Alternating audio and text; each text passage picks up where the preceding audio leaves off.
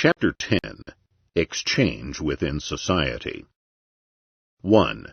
Autistic exchange and interpersonal exchange. Action always is essentially the exchange of one state of affairs for another state of affairs. If the action is performed by an individual without any reference to cooperation with other individuals, we may call it autistic exchange. An instance: the isolated hunter who kills an animal for his own consumption. He exchanges leisure and a cartridge for food. Within society, cooperation substitutes interpersonal or social exchange for autistic exchanges. Man gives to other men in order to receive from them. Mutuality emerges. Man serves in order to be served. The exchange relation is the fundamental social relation. Interpersonal exchange of goods and services weaves the bond which unites men into society. The societal formula is do ut des. Where there is no intentional mutuality, where an action is performed without any design of being benefited by a concomitant action of other men, there is no interpersonal exchange, but autistic exchange. It does not matter whether the autistic action is beneficial or detrimental to other people, or whether it does not concern them at all. A genius may perform his task for himself, not for the crowd. However, he is an outstanding benefactor of mankind. The robber kills the victim for his own advantage. The murdered man is by no means a partner in this crime. He is merely its object. What is done against him. Hostile aggression was a practice common to man's non-human forebears. Conscious and purposeful cooperation is the outcome of a long evolutionary process. Ethnology and history have provided us with interesting information concerning the beginning and the primitive patterns of interpersonal exchange. Some consider the custom of mutual giving and returning of presents and stipulating a certain return present in advance as a precursory pattern of interpersonal exchange. Others consider dumb barter as the primitive mode of trade. However, to make presents in the expectation of being rewarded by the receiver's return present, or in order to acquire the favor of a man whose animosity could be disastrous, is already tantamount to interpersonal exchange. The same applies to dumb barter, which is distinguished from other modes of bartering and trading only through the absence of oral discussion. It is the essential characteristic of the categories of human action that they are apodictic and absolute, and do not admit of any gradation. There is action or non-action. There is exchange or non-exchange. Everything which applies to action and exchange as such is given or not given in every individual instance according to whether there is or there is not action and exchange. In the same way, the boundaries between autistic exchange and interpersonal exchange are sharply distinct. Making one-sided presents without the aim of being rewarded by any conduct on the part of the receiver or of third persons is autistic exchange. The donor acquires the satisfaction which the better condition of the receiver gives to him. The receiver gets the present as a God-sent gift.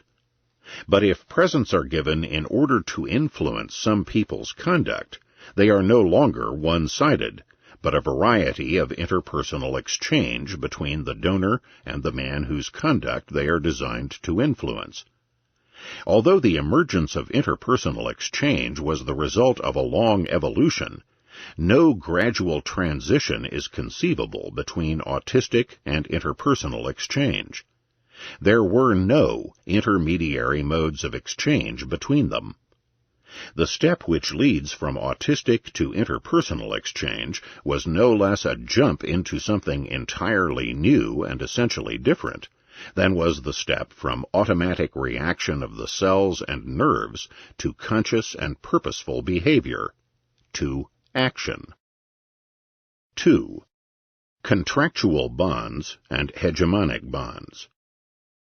There are two different kinds of social cooperation: cooperation by virtue of contract and coordination, and cooperation by virtue of command and subordination, or hegemony. Where and as far as cooperation is based on contract, the logical relation between the cooperating individuals is symmetrical. They are all parties to interpersonal exchange contracts. John has the same relation to Tom as Tom has to John. Where and as far as cooperation is based on command and subordination, there is the man who commands, and there are those who obey his orders. The logical relation between these two classes of men is asymmetrical. There is a director, and there are people under his care. The director alone chooses and directs. The others, the wards, are mere pawns in his actions. The power that calls into life and animates any social body is always ideological might, and the fact that makes an individual a member of any social compound is always his own conduct. This is no less valid with regard to a hegemonic societal bond. It is true, people are, as a rule, born into the most important hegemonic bonds, into the family and into the state, and this was also the case with the hegemonic bonds of older days, slavery and serfdom, which disappeared in the realm of Western civilization.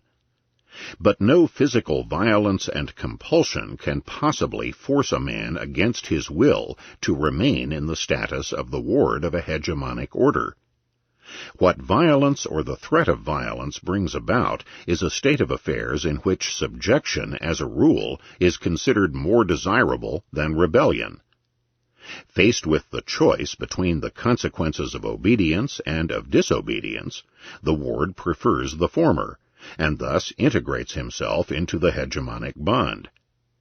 Every new command places this choice before him again.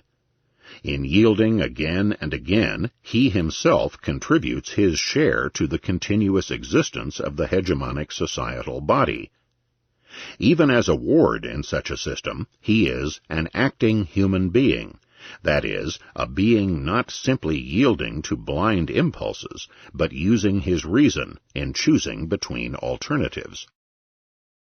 What differentiates the hegemonic bond from the contractual bond is the scope in which the choices of the individuals determine the course of events. As soon as a man has decided in favor of his subjection to a hegemonic system, he becomes, within the margin of this system's activities, and for the time of his subjection, a pawn of the director's actions. Within the hegemonic societal body, and as far as it directs its subordinates' conduct, only the director acts. The wards act only in choosing subordination. Having once chosen subordination, they no longer act for themselves. They are taken care of. In the frame of a contractual society, the individual members exchange definite quantities of goods and services of a definite quality. In choosing subjection in a hegemonic body, a man neither gives nor receives anything that is definite. He integrates himself into a system in which he has to render indefinite services and will receive what the director is willing to assign to him. He is at the mercy of the director. The director alone is free to choose. Whether the director is an individual or an organized group of individuals, a directorate, and whether the director is a selfish maniacal tyrant or a benevolent paternal despot, is of no relevance for the structure of the whole system. The distinction between these two kinds of social cooperation is common to all theories of society. Ferguson described it as the contrast between warlike nations and commercial nations. Saint-Simon as the contrast between pugnacious nations and peaceful or industrial nations. Herbert Spencer as the contrast between societies of individual freedom and those of a militant structure. Zombart as the contrast between heroes and peddlers. The Marxians distinguish between the Gentile organization of a fabulous state of primitive society and the eternal bliss of socialism on the one hand, and the unspeakable degradation of capitalism on the other hand. The Nazi philosophers distinguish the counterfeit system of bourgeois security from the heroic system of authoritarian Führertum. The valuation of both systems is different with the various sociologists, but they fully agree in the establishment of the contrast, and no less in recognizing that no third principle is thinkable and feasible. Western civilization, as well as the civilization of the more advanced Eastern peoples, are achievements of men who have cooperated according to the pattern of contractual coordination. These civilizations, it is true, have adopted in some respects bonds of hegemonic structure. The state, as an apparatus of compulsion and coercion, is by necessity a hegemonic organization. So is the family and its household community. However, the characteristic feature of these civilizations is the contractual structure proper to the cooperation of the individual families. There once prevailed almost complete autarky and economic isolation of the individual household units. When interfamilial exchange of goods and services was substituted for each family's economic self-sufficiency, it was, in all nations commonly considered civilized, a cooperation based on contract. Human civilization, as it has been hitherto known to historical experience, is preponderantly a product of contractual relations. Any kind of human cooperation and social mutuality is essentially an order of peace and conciliatory settlement of disputes. In the domestic relations of any societal unit, be it a contractual or a hegemonic bond, there must be peace.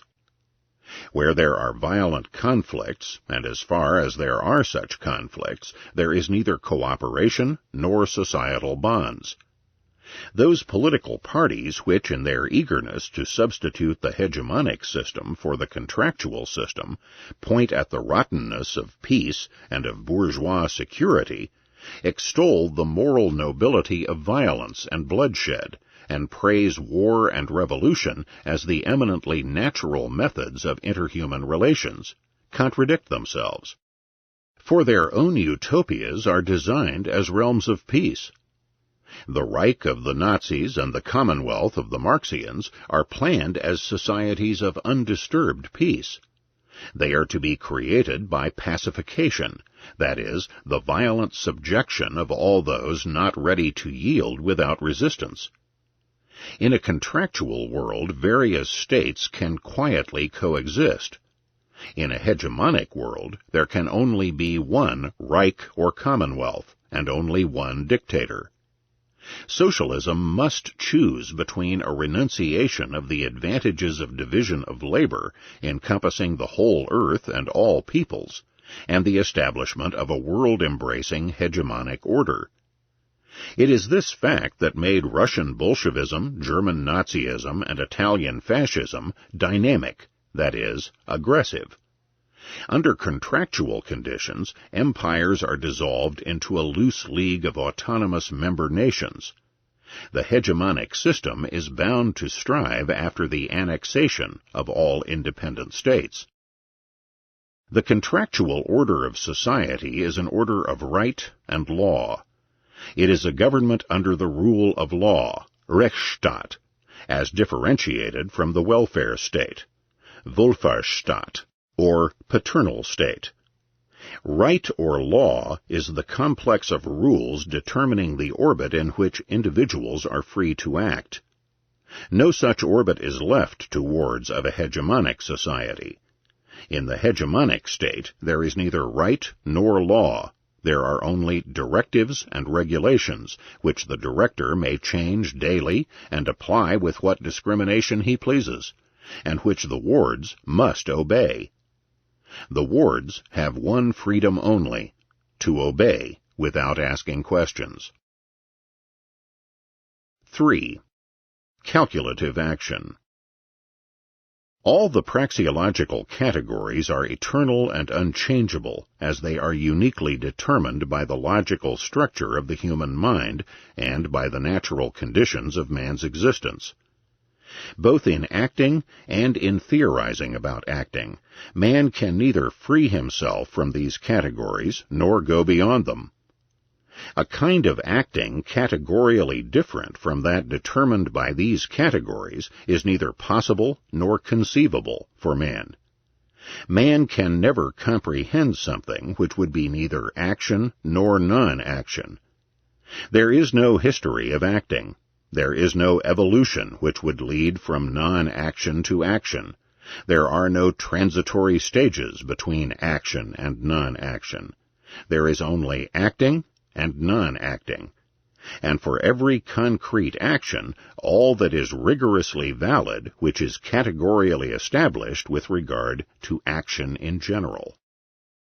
Every action can make use of ordinal numbers. For the application of cardinal numbers, and for the arithmetical computation based on them, special conditions are required. These conditions emerged in the historical evolution of the contractual society. Thus the way was opened for computation and calculation in the planning of future action, and in establishing the effects achieved by past action. Cardinal numbers and their use in arithmetical operations are also eternal and immutable categories of the human mind. But their applicability to premeditation and the recording of action depends on certain conditions, which were not given in the early state of human affairs, which appeared only later, and which could possibly disappear again. It was cognition of what is going on within a world in which action is computable and calculable that led men to elaboration of the sciences of praxeology and economics.